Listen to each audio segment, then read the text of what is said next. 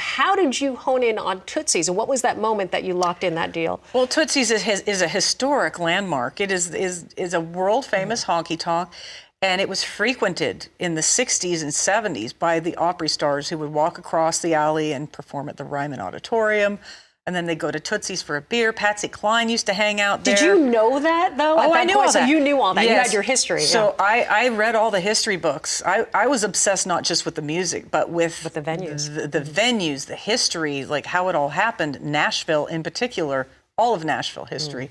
So, you know, I did all my homework in Medicine Hat. Instead of my actual homework, I was doing country music homework and reading all the books. It paid off. Right, exactly. I was a DJ in high school. And I started singing in front of people when I was maybe 15 or 16 years old. Was music in the family? Was it natural for you to kind of make that? Yeah. My father, my uncles, my grandfather, everybody played guitar. My dad played in what he called beer joints. I'm sure a lot of people remember those terms like that. Honky-tonks, sometimes VFW clubs. And he would take me along to some of those places too as a little 7 or 8 year old kid that saw way too many things for that age. But it was fun. I got to see him play music, and I always knew that I wanted to be one of two things, either a baseball player or a musician after watching him. So we're in LA, we're driving between, like we were going to do promotions and everything. I think we were going to Tower Records to do a big in-store signing, and at the time, they'd give you a CD, and it was the sampler of everything the label had coming out for that month. I remember those, yeah. And there was this other young artist, and she was having her first single too.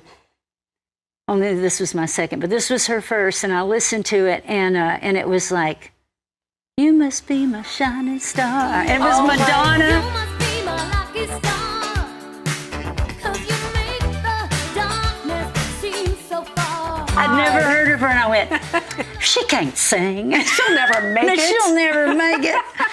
Oh my God, I'm is so wild. embarrassed. What I got's a whole lot better than all those fancy things. I swear to you I'll love her until my dying day. I'll give her the best of me if you'll give her away. One that drives like a bat out of hell, always looking for something to pass. One that knows how to just be herself, ain't putting on no act. Oh, that's the kind of woman I like. Likes to love and does it right. Keeps me coming back night after night. That's the kind of woman I like. And she said, "Well, what's stopping you right now from doing this yourself?" And I said, "I just got divorced." I said, I would like to go to Nashville eventually. And her husband goes, "Well, what's that going to cost?" And I said, "Probably $10,000, $12,000. And then her husband goes, "Write him a check." And I remember going, "Hang on, because I don't want to feel like I owe anybody if I don't get a record contract." Right. And they kind of laughed at me and wrote a check for $12,000 and said, "It's not that much money to us. If it can change your life, you should take it." And I did, and I ended up having a record contract 6 months later. He really felt like I deserved a whole album. And that's something that I wouldn't argue with. I'm like, "Oh, yay, 4 songs. Yeah, I get to record 4 songs. And he's like, "No, she needs the whole record."